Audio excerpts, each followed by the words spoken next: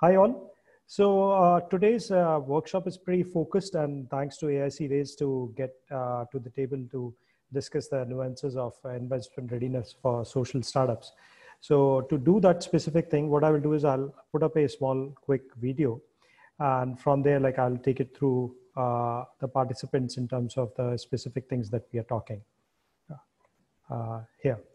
So the idea is primarily to talk upon certain things which are very, very critical for a social startup to begin with.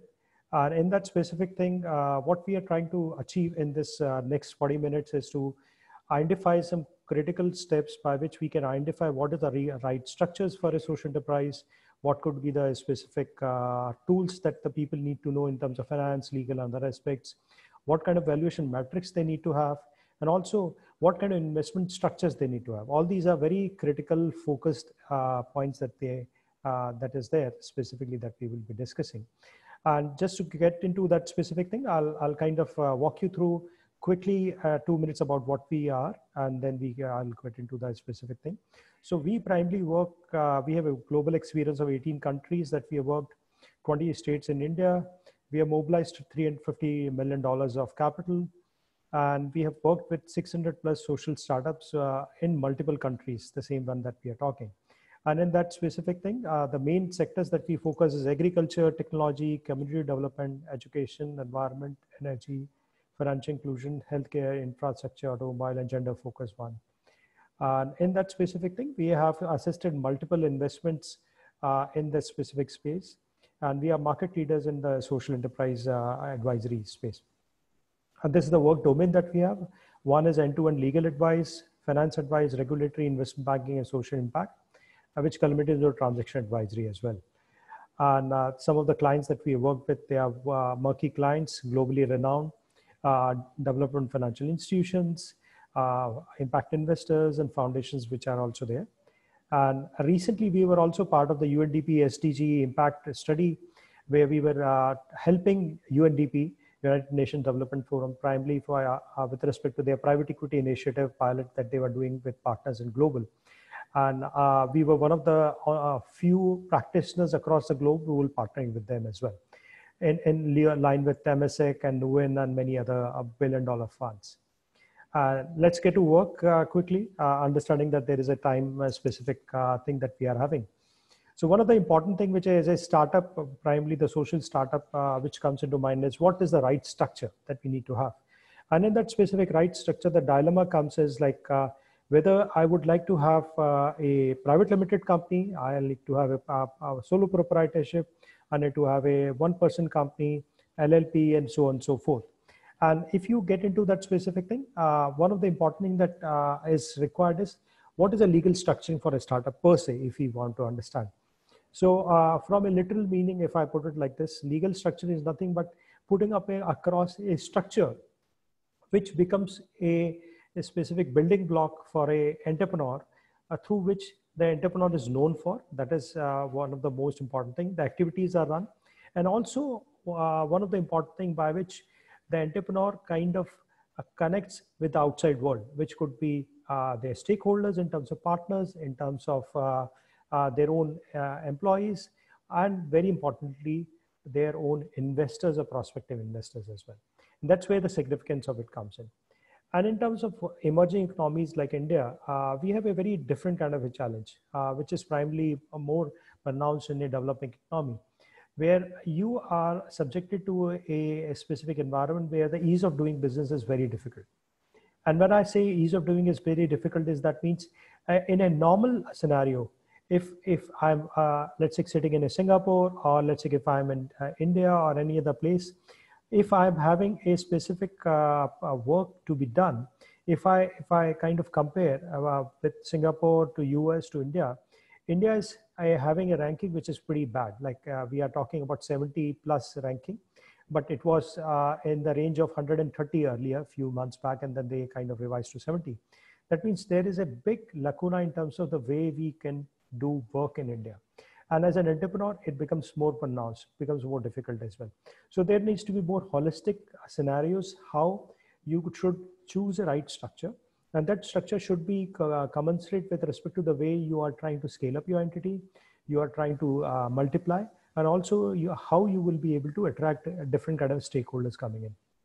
In terms of practitioner's approach is something which I will put it across in the next slide as we go forward. And just to put it very bluntly, legal structures are vital. There is no specific shortcuts to it. So as an entrepreneur, if you are going into a specific idea and taking it to the next level, you need to think through what are the legal structures you need to have.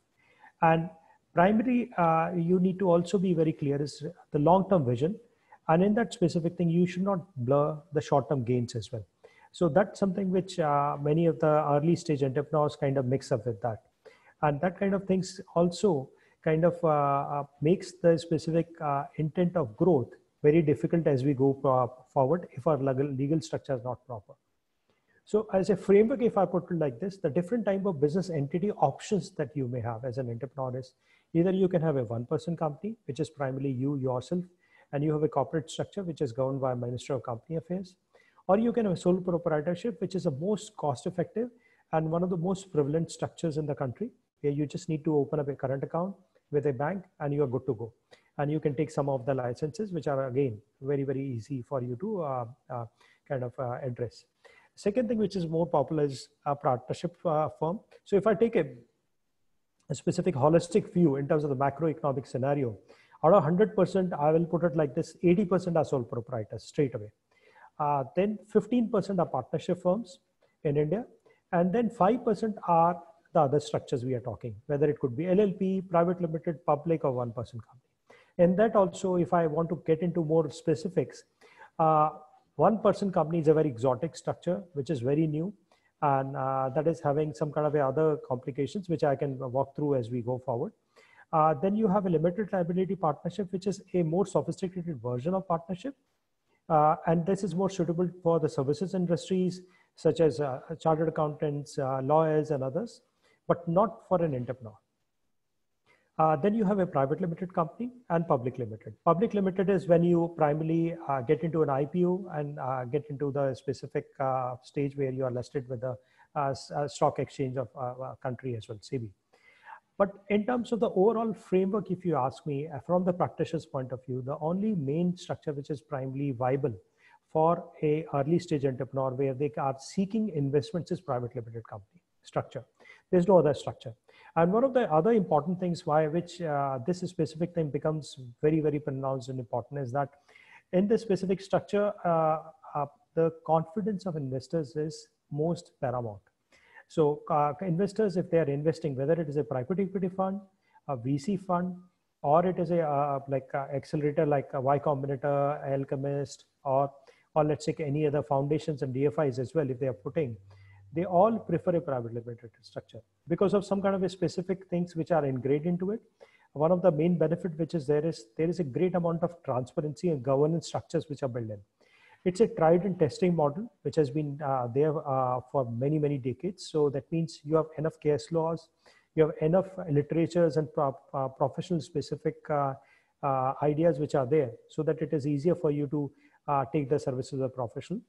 At the same time, it is also easier for an investor to get a hold in the company, which is easy to structure. And also it is easier for the investor to exit as well in comparison to others. And beyond that, there is another specific thing which is also important is that since it is a more transparent structure and it is also in comparison to others, it is in terms of other corporate structures, it is easier to wind down as well. Even though it is still difficult, it takes 6 months to 1 year, but still I will say it is a easy structure to put it across. Now, in terms of, if I say as an entrepreneur, one of the important challenges that I have is like, I want to resist in terms of spending anything which seems to be a specific expenditure which is completely out of my specific budget. I would like to focus on my ideas. I want to focus on my partnerships. I want to focus on the research and development and so on and so forth.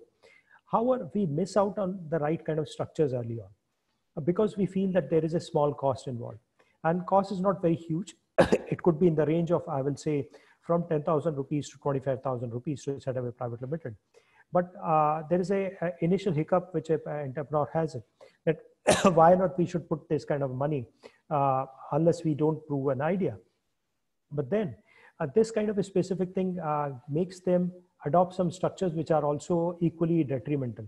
So some of the companies that we were working with, they came back to us before which they had structures which were very, very like challenging when we kind of made them right. So some of the entrepreneurs got ahead and structured themselves as a one-person company. Now, in one-person company, if you are there, you are not having a room to get another investor. You can't get another investor as a director, and you can't give a specific stake to the other investor as well. It becomes a problem. So once you form a one-person company, from conversion of one-person company to private limited company, again, the first initial discussion of mine becomes important is this country is not easy to work. So that means to address something which is very easy, it becomes very, very challenging, which in other scenarios are very easy.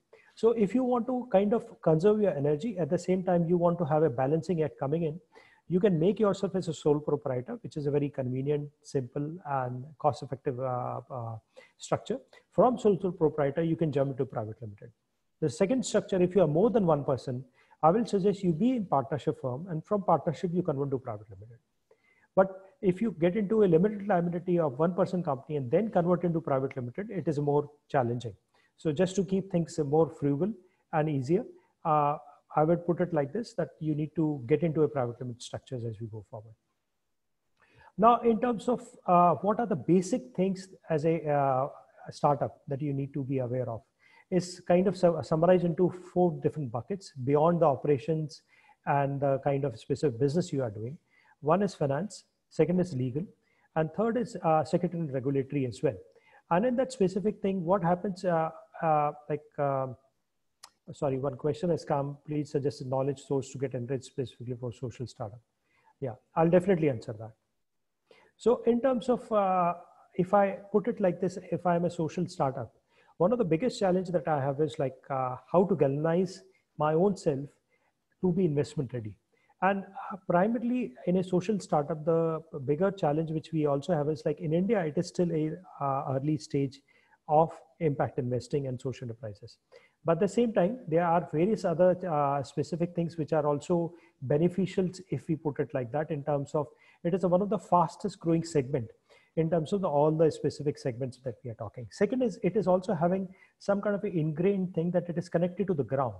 That means there are certain fundamental things we are addressing in terms of problems, which are, let's say, education to the masses, financial inclusion, which is primarily reaching out to the people at large, part of the pyramid. Or we have some other specific things as well, which becomes very important when we kind of take it to the next level when we go in. So if I have to address that specific thing, one of the important thing that comes into mind is also that most of the capital which comes into social enterprises is from outside India. That means if I put it like this, 80% of the capital into equity FDI is primarily coming to this sector is from outside India. So, and these investors rely on entrepreneurs primarily to make them comfortable whether they are investable or not.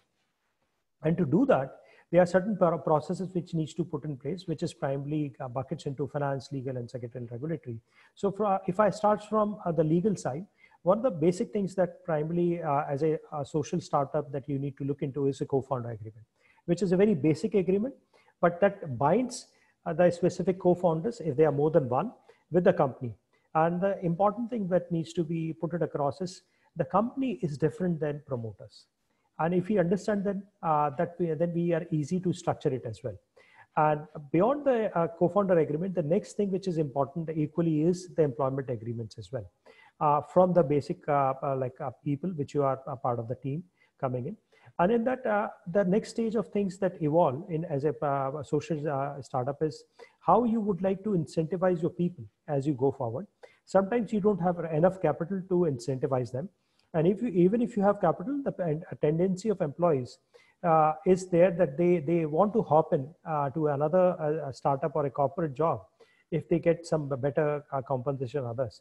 And to attract that kind of talent, which is very motivated and also want to be there for long term with you, you may want to structure something called ESOPs, employee stock option plans, which is a very normal thing nowadays in terms of attracting good talent and also to galvanize the people at large that you are a fair organization as well. So these are the main three specific things in legal that you need to look into it. But at the same time, some of the specific touch points which are also, which can extend into the other domain is like, do you have a vendor basic agreements that you have? Do you have a very basic non-disclosure agreements signed with your stakeholders as well? Because that specific thing kind of bites you at some point of time if you are not able to do it. Now, in terms of, if I take a step back and go back to the co-founder agreement, some of the times this specific thing becomes very, very sensitive, because the more people are there as a stakeholder, the more complexity is there in terms of the leadership thing as well. And sometimes things does not work as you plan. And if you are doing it in that way, if you have a proper plan of how the specific scenarios will work around, it gives you a strength of how the risk mitigations can happen in terms of some kind of a conflict and other things.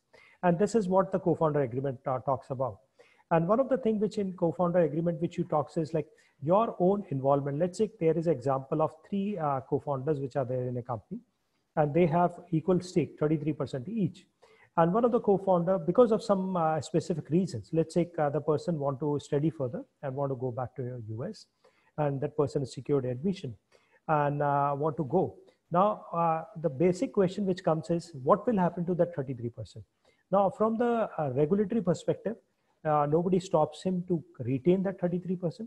But if you have a co-founder agreement, what can happen is it can incentivize the remaining co-founders to get their shares back if you have a co-founder agreement, because you may have something called vesting, which could be structured as well. And vesting is nothing but you are telling to each other that if I have, let's say 33%, all these 33% are not getting transferred to me as a owner unless I spend certain number of years in my company. So some the best practice in terms of this specific early stage startup is around 5 years. So whatever the capital you have as a co-founders, you divide it with 5, and every year of your involvement in the company, you get that specific shares vested. So in case you leave that specific company before that, you have to surrender that specific thing from there. And in that specific side, one of the important thing that we also kind of get into that specific is how you align your overall objective with respect to the financial discipline as well. And in terms of the financial discipline, not everybody is a finance domain expert, but at the same time, there are certain things which needs to be kept in mind. So one of the simplest thing that you need to have is cash in and cash out, if I say. So that means what is your cash flow statement looks like. So cash flow statement is nothing but what is the amount of money you have and what you spend and what is left in terms of cash amount, in terms of bank or some other way. Then you get into the next specific, slightly more complex is profit and loss statement and balance sheet. Now there are certain tools which you can use to help yourself in terms of how you are structuring your financial informations. So the tools which has come up recently is something called QuickBooks, which is there. Then you have also have something called Zoho, which is a multi-billion-dollar company. And what they do is they pull your banking statements and ease out the way your financial records can be maintained. And they give out some kind of a very good MIs and other specific things which could be structured. And one of the important things that we also miss out while we structure ourselves is that we employ accountants, and many times accountants we find were the most cheapest one, which is fine, like because we are trying to conserve energy. But at the same time, many times the accountants does not understand how to kind of galvanize the valuation of the company as you go forward. And some of the specific trigger points of valuation is also that some of the companies like what you're running may be running a specific thing which is focused in technology, which may be focusing in terms of some kind of a special IP specific thing and so on and so forth. And these things could be captivated to get some kind of a specific things further. And when I'm saying taking it further is, let's take 5 of you out of a team of, let's say 8 people are working on R&D specific thing to get a specific IP getting ready. Now, this is something which could be capitalized. And when you capitalize a specific thing, your net worth increases. And that is very, very important as you go forward in terms of your specific things. And in terms of when I put it across, what is the specific thing which you need to keep in mind is that how on a specific way as an ecosystem, Is there an accountant or let's say a finance professional who's understanding these IP clearly or not? That is one of the things. Second is what is your own specific understanding of finances? So basic finances you need to know, even if you are not from the finance background, maybe you are from science or arts or something like that. And at the same time, you need to participate when you are doing the specific reviews of the company in terms of finance, monthly or quarterly at least, rather than devoting all the attentions of yours at the year end. And it is also important that some of the things are linked to your financial discipline as we go forward. So one of the things which happens in India is called 59 minutes loan scheme, which has been promoted by Government of India. In that, one of the basic criteria that government gives you in terms of loan, which is unsecured per se, is that if you have filed your GST documents in a proper manner. And GST is something which your finance accounting person will know. But if you try to short circuit that specific thing, you may be having a penalty later on. So you need to balance that specific side. And then the third pillar in terms of fundamentals, which comes into foray, is the secretarial regulatory side. Now, in terms of secretarial, if I put it like this, these are the building blocks. So secretarial also involves how you set up your company. What are the specific data you keep when you are putting it across the secretarial side, which could be share certificates. It could be minutes of the meetings that you are doing, the board meetings and other things. Now, in terms of a simple structure, if I put it like this, for a early stage company, you need to have 4 board meetings for sure. That needs to be recorded. You need to have a proper share certificate. The share certificates needs to be there where you have paid the stamp duties as well. Without that, you will be having a problem in terms of its validity. Then you also are subjected to something which is much bigger than all of it is regulatory. Now, some of the regulatory challenges are so specific, critical that it can make or break a business. So if I say I am subjected to something which is into financial sector, regulatory primarily means RBI and SEBI. And sometimes the RBI regulations, if you are not following, you may be subjected to have a closure of your company, or there may be a very heavy penalty which could be coming in, or there could be some kind of a specific way by which you could be scuttled in terms of how you are doing business. And that specific thing brings a very important discipline as you go forward. And they are different, obviously, like when we go forward, we will put across how the specific seamless things that you can be putting it across as you are trying to find out in that segment. Then basic steps of investments, if I put it like this, is if I say there is a specific thing that we if I kind of take the specific horizon, is in a fundraising process, you have certain steps which are there. First of all, the fundraising process starts when you identify that, yes, you need a specific money for you to go to the next level. And for that specific fundraising process, you need to put in place something called business plan. You need to put across a financial model. These are the 2 precursors for you before you get into the fundraising process. And once you kind of get into that specific thing, you start negotiating with prospective investors. And if the investor agrees on to you, then there is something called term sheet which is getting signed. And term sheet, when you get the signatures, it is kind of a non-binding instrument, because of which you kind of agree on some broad-based way by which an investor, which is a prospective one, and you are engaging in.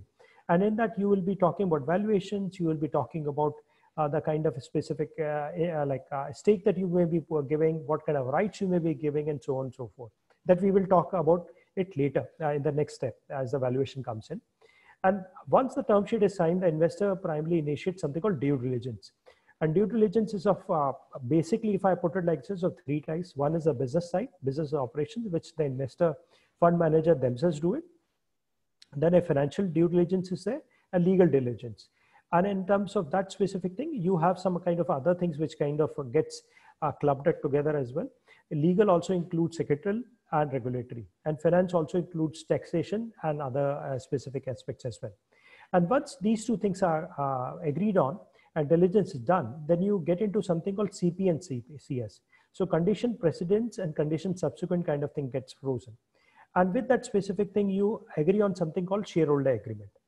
And with the shareholder agreement, you kind of in principle agree with each other. This is the specific agreement on which we will be honoring each other's commitment.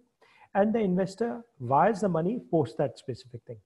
And I'm keeping that specific one important thing element intact here, which I'm not talking, which I will talk later, is the valuation and the specific thing that we are talking.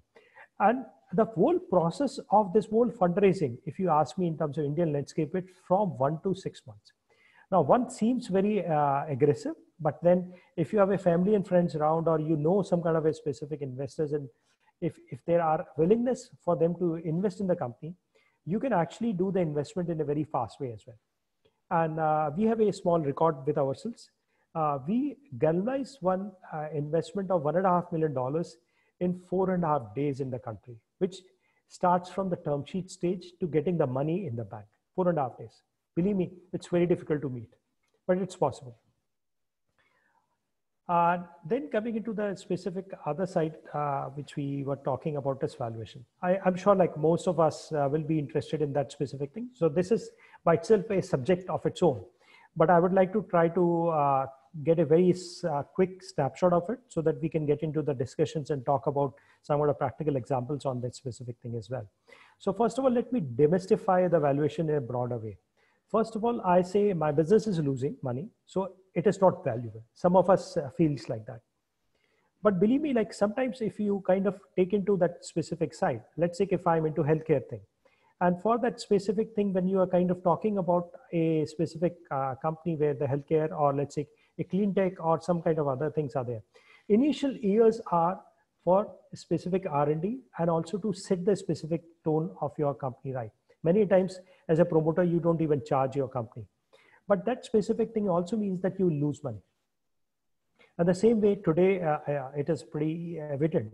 Like you have Ola's, Uber's, Flipkarts of the world, which is not today till now has made a single amount of profit, but they still have raised millions of dollars, billions of dollars, because they were able to justify that the long-term prospects for the investors are very good.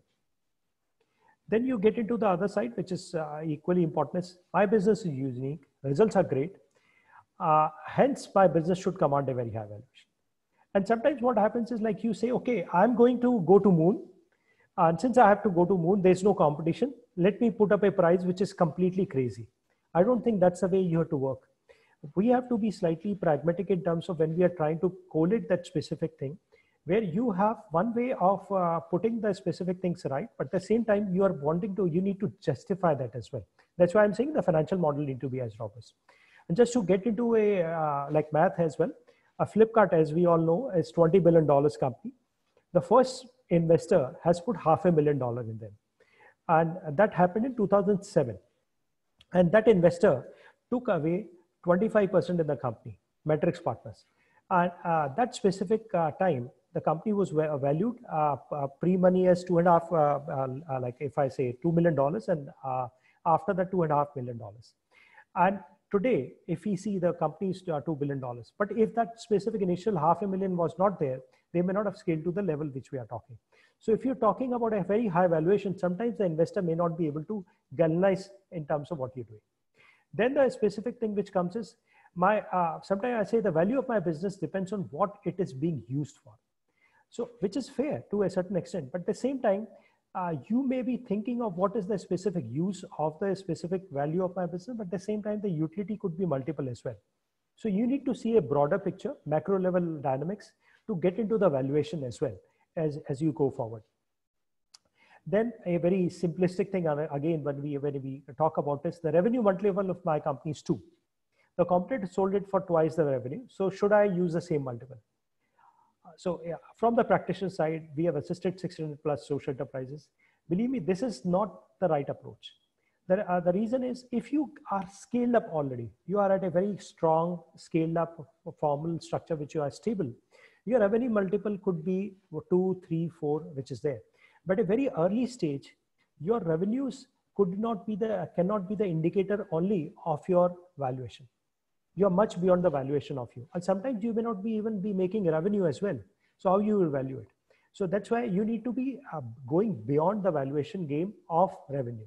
So that's where like you need to mix and match multiple methods of valuing the company, which we will be discussing after this demystifying thing. Then once the valuation is done, it will remain constant for a few years. Friends, this is not something which is true, because the valuations are very dynamic. And since they are dynamic, we need to address the dynamism as we go forward as well. And then my accountant could do the business valuation. I don't need experts for it. And that's where, like I was saying, this is the biggest mistake if you will do, if you only use your accountants, because first of all, accountants have never done the specific investments. And second, if the investments could be analyzed just by accountants, then you will not be able to understand some kind of a specific valuation methodologies, which they have never used at all. So you need experts when you are trying to get the valuations and other specific expectations of the investor match with you as well. Then my financial statements can say all about my business. What is the need for valuation? So one of the important ingredients as we go forward in terms of the way startups are valued is future cash flows. And that is not something which can come out from a static financial statement, which are historical in nature. You need to go to the next level. And that's where you need the valuation for a future business that you will be creating, not today. Today's thing you already done. But since you are at the early stage, if you are only valuing in terms of your own self, sometimes your net worth is negative. Net worth is nothing but your total assets minus total liabilities. So that's not the way you can value yourself in a correct manner. So if I kind of get into the broad-based valuation methods, which are primarily used in India, is a cost-based approach, income-based, and market-based. So cost-based is what I was saying, which is the valuation, the balance sheet approach, which I'm saying. Net cash that would be received if all assets are sold and liabilities paid off. This is a most pessimistic approach.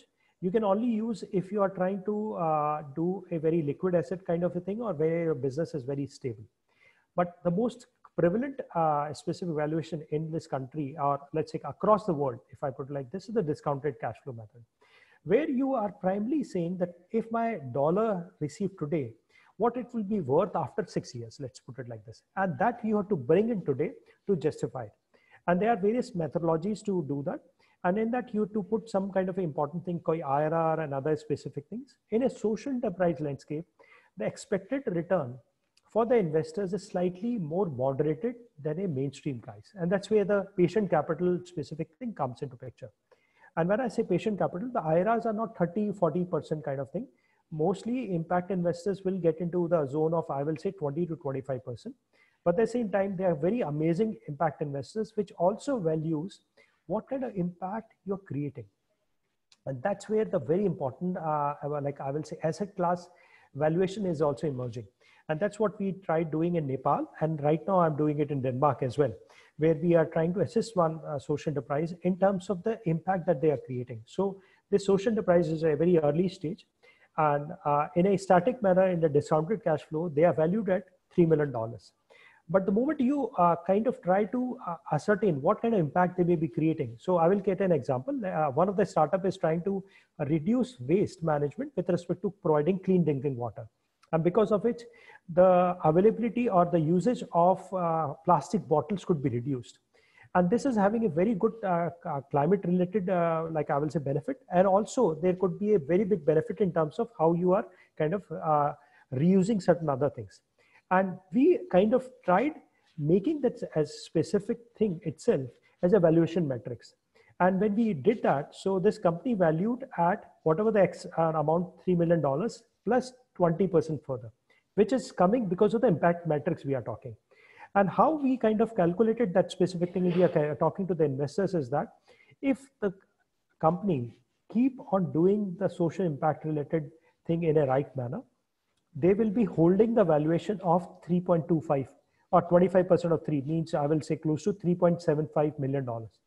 However, if they are not able to meet the impact measurement metrics year on year, their valuation will be decreased to $3 million. So the specific thing which comes into picture. And I foresee this kind of a model, this will be emerging into in India as well as we go forward.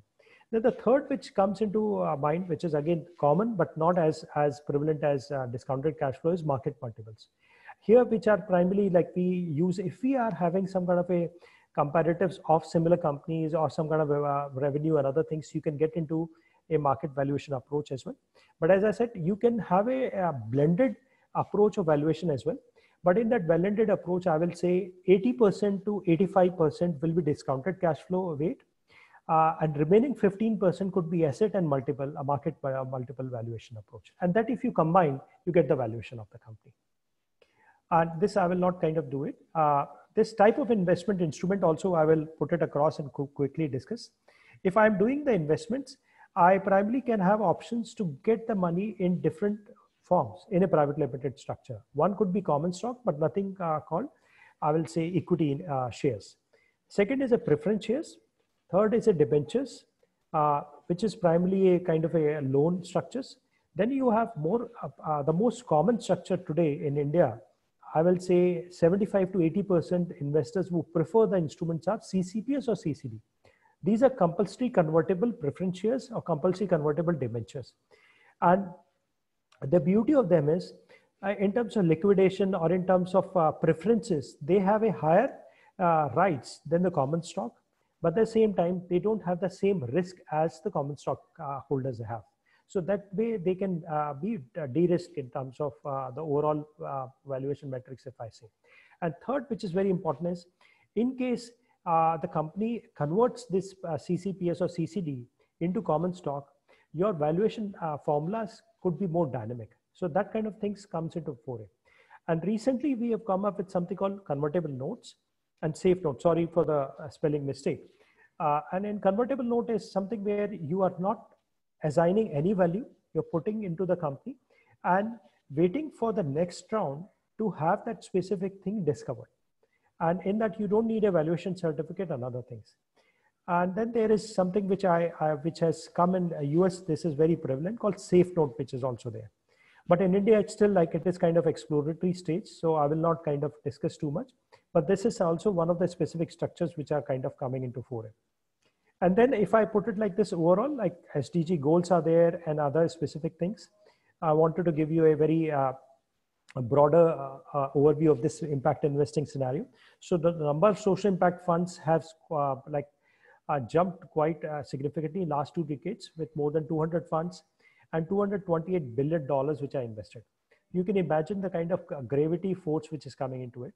And all these specific funds are very much aligned towards the sustainability development goals, which AIC Raise also has a very clear thing. So it's a very good specific asset class which is emerging. And I feel all of us, if we can kind of, while we are making our business plan, also dedicate a couple of slides towards how you kind of have impact assessment and investment scenario coming in together as well. Thanks a lot. I'll pause and ready to take questions.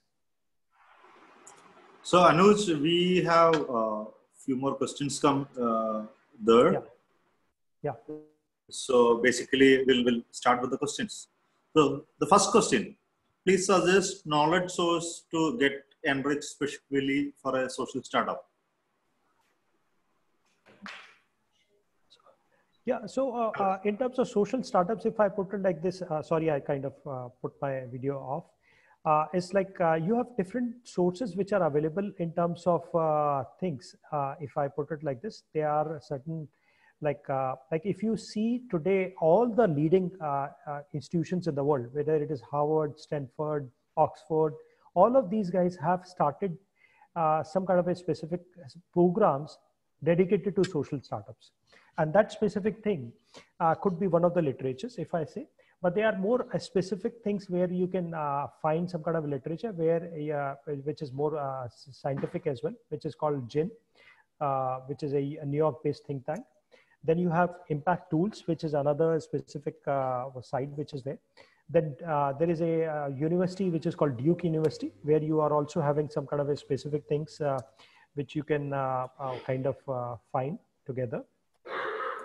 And in that specific thing, obviously, it is also a kind of a specific thing which you kind of get through as you go forward together as well. So the next question is how to expose ourselves to mentors in social impact domain. Yeah, actually, it's a very amazing question. So one of the important way you can go through is like if you find some kind of a specific people who have already started some kind of social enterprises, that is a very good thing to begin with. That is one. Or otherwise, you have to find some kind of people who are socially very motivated as well. If people are not motivated, it will not be able to galvanize the way you are working. And this is one of the very important sector where people are ready to work with low or no money as well, because they are so much socially inclined towards in the initial times. And as you build up across your company, you kind of get to the level where you can reward the mentors in different ways. So as I can give my own example. I had been working in a specific initiative in US, which is primarily focusing on providing more money to education institutions which are economically weaker section. And that specific thing for them, I'm one of the very few international mentors. And when you got into that specific thing, for me also, it was a learning experience. So I will say, like, if you can put it across these types of ask in terms of what kind of mentors you need, you will find many people who will be ready to help you. So LinkedIn is a great medium where you can put across your specific ask that you need a mentors in ABCD. You need to be more specific in terms of the kind of way you want to engage with the mentors. One mentor cannot be fit for all tasks that you bear. So the next question, expected IRR investors to look in impact investment. Yeah, so I think I addressed briefly. So impact investors have IRR, which is slightly like more moderate than the mainstream guys, but we can say it is similar as well. But at the same time, they are very strongly motivated impact investors like Omidyar Network, Michael and Suzaldane Foundation, Gates Foundation, and so on and so forth. For them, impact is actually equally important than the IRR. So for them, whether you give me a return or not, I need to identify first that whether this company is doing an impact. So these types of people care for IRR, which is very moderate, which could be in the range of, I will say, from 12 to 20%, which is pretty favorable. But at the same time, if I get into a one step back in terms of the limited partners of these funds, they are comfortable with a 6 to 8% of IRR as well. Okay. The next question. From your experience with interacting with variety of startups, can you throw some light on due diligence pitfalls that occur, which entrepreneurs need to watch out?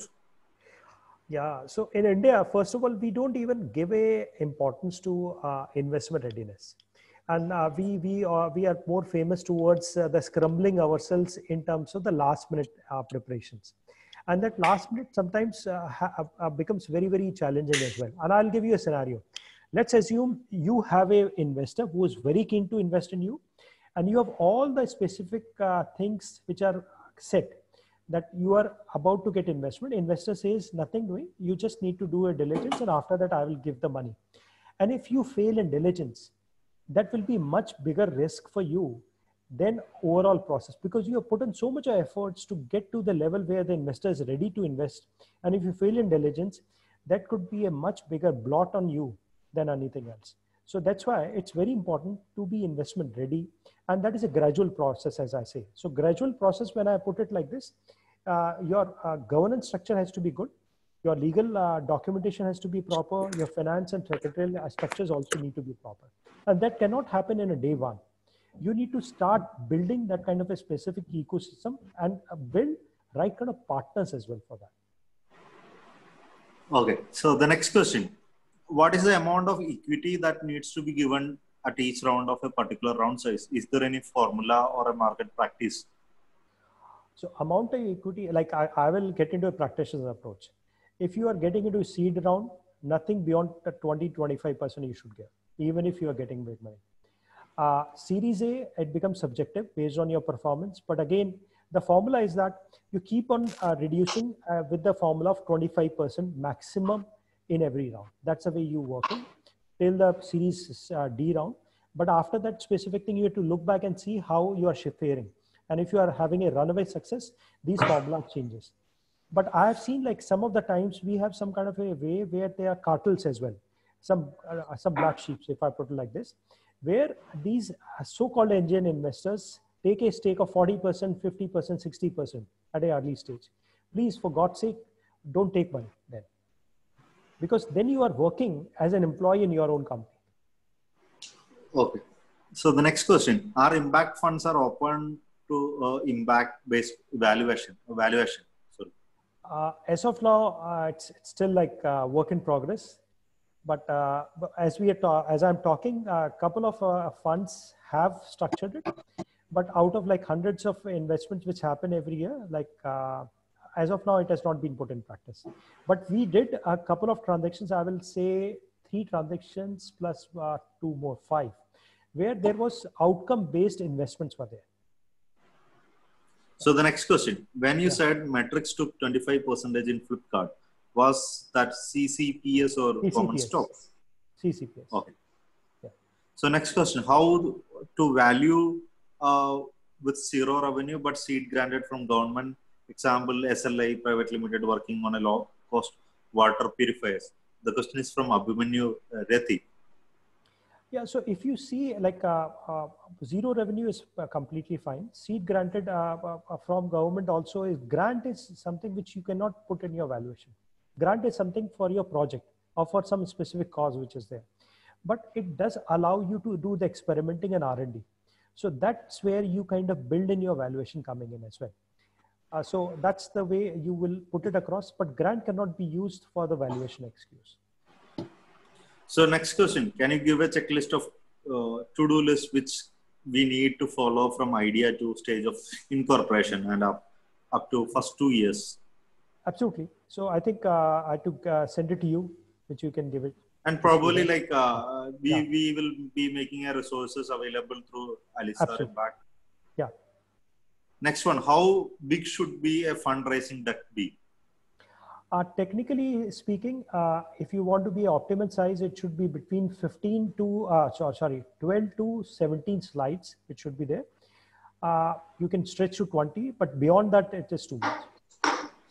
So in this case, I follow another method like 6 into 6 into 6. 6 slides, 6 lines per slide, 6 words per line. Simple. Wow. Yeah. So probably I'll share my resources also online. Definitely. Definitely. So next question, because of COVID-19, how should the strategies now change for the new startups? Yeah, so here, like we need to be cognizant of the fact that COVID is there and there will be a specific impact in evaluation and investment related thing. So please make your stories more stronger. For a startup, a social startup, stories is very important. So make it more stronger. And you need to be very, very visible in outreach manner. So next question from Vishaga. Can sole proprietorship be eligible as a social startup, or is it necessary to be a NGO, Section 8 company or trust? So in India, we don't have a class called social startup. In US, you have a B Corp, which is all social startups. In Europe also, you have a definition. So the way we try to structure it is like a specific entity, which is a private limited company, having a specific socially relevant work that they are doing, and that is measurable, is a social startup. And in that specific thing, the company also earn a profit. So unlike an NGO or trust or a society, which is for a specific foundation related thing or for a charity, they are not a social enterprise. Because social enterprise, if I'm putting it across today, is which raises funds from a private equity investors, impact investors, and they make profit as well. And next question, what are the fees to do fundraising organizations like you charge for different series and stages? So we are like, obviously this is a very specific question. So I'll put it in a very specific answer as well. We have worked as good as free. We have put on our own money sometimes, and sometimes we have charged as well. So it is very dynamic. This is not at all a sector where it is good to be there where you are faint-hearted. You need to be very, very magnanimous and generous when you work here. Because if the cause is very big, you cannot talk about fees first. You need to talk about the work and the kind of impact that you're creating. And other things galvanizes. Yeah. So the next one, is there any platform where I can connect with social entrepreneurs and can be part of the ecosystem? Obviously, you can connect with AIC Raise, where we have making a curated community of social startups, and probably more communities Anuj can share light. Definitely, yeah. So next question, for a social impact startup, how much dilution is okay? or acceptable for a seed round? Yeah, I just answered earlier, like I will say 20-25% is a very optimal thing. Beyond that is not very healthy. And as I said, like some people goes beyond 40%, that is, I will say, is unethical. Okay. So the next, would you please explain CP and CS a little bit more? Yes. So I was explaining that if I am subjected to due diligence, sometimes I get certain issues which are required to be corrected as a company. Let's say I will take a scenario that I have not paid my GST and the investor is putting 10 crore rupees. So the investor will say, look, you don't have money, but when I pay you the money, the first thing which you have to do is you need to pay to the regulators. So that becomes condition subsequent. So that means after the investment, the activities which I'm going to do. And some of the things become conditions precedents, which is, let's say my authorized capital has to increase because I have to get the investment. So that becomes CP. So based on my diligence, another finding, I segregate two lists, which is condition precedents, condition subsequent. And precedents, as I say, needs to be done before my investment is coming into my bank account. And subsequent is after my money has hit my bank account, I can do that. So the next question, how we can route international impact investments to Indian startups? Dinesh question. As I say, like 80% of the investment in impact investing is coming from international one. In India, okay. Still, domestic investors are not putting money into this. Okay, the next question. We are creating a certain type of website in the name of LDS A to Z, which help people to reach senior citizen home and orphanages. And this come under social impact startup. Obviously, so, it is a social impact startup. Yes, is it? Correct. So, but you need to define the impact and you to define the way it is impacting the community.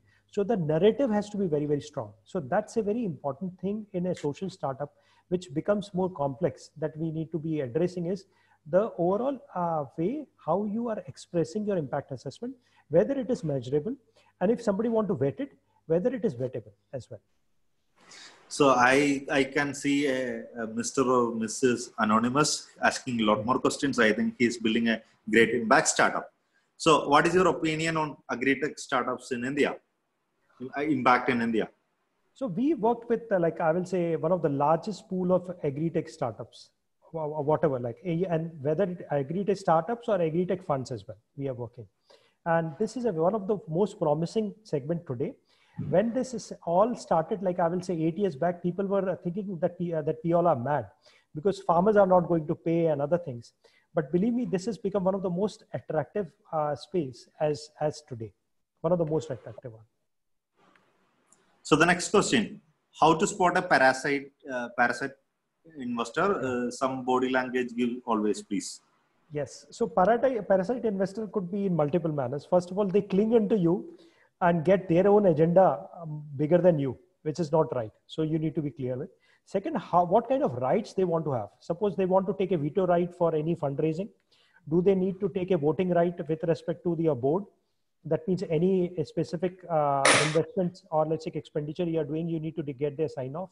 Let's say some other specific things as well, which are so draconian that you can't function as a proper entrepreneur. That is something which you need not to encourage with. Okay.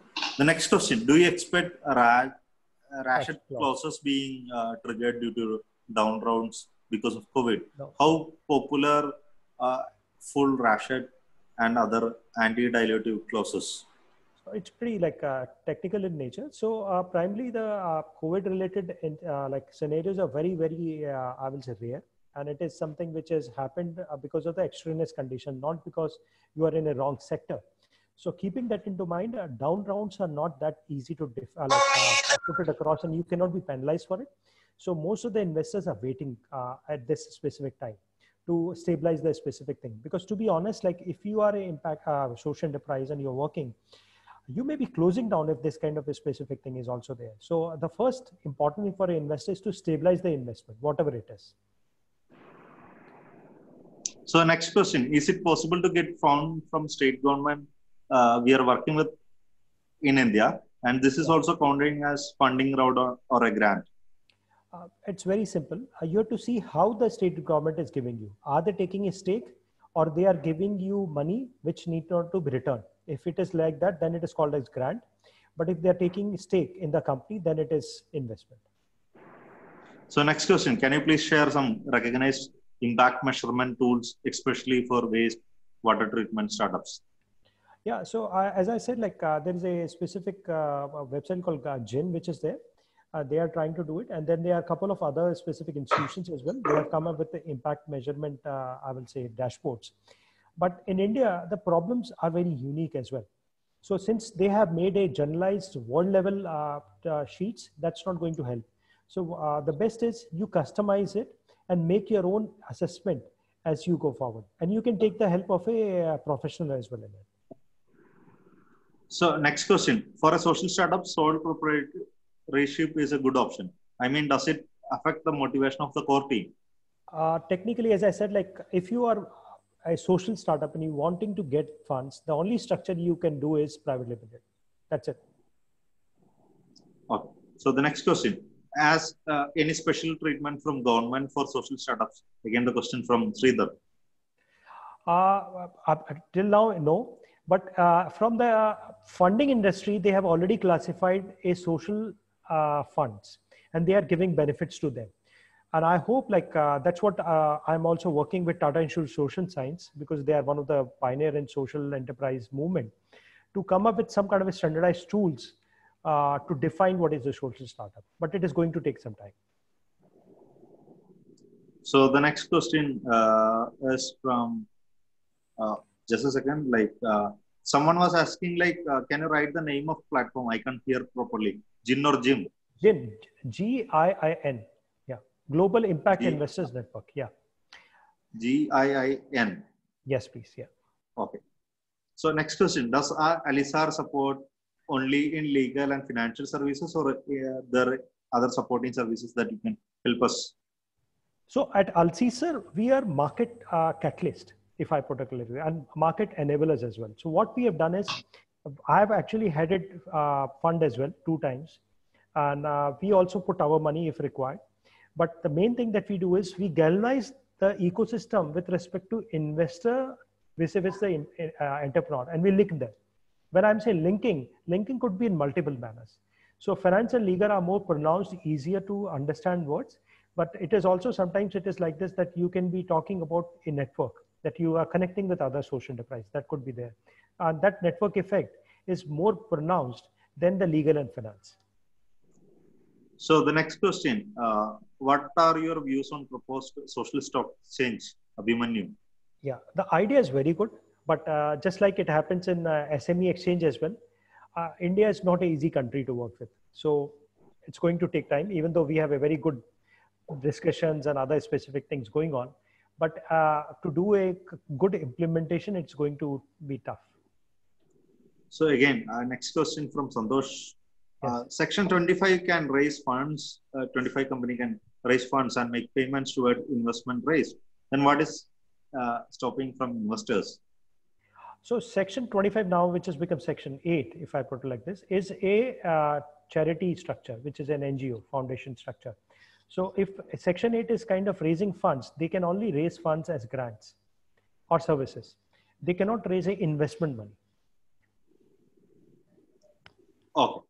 So I think that's about all the questions, and we are on sharp timing.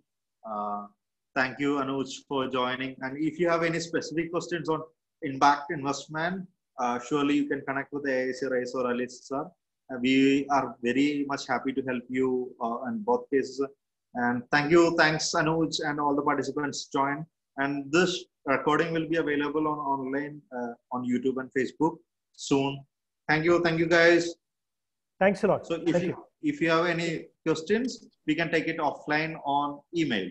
Thank you. See you. Yeah, thank you. Signing off, Eben.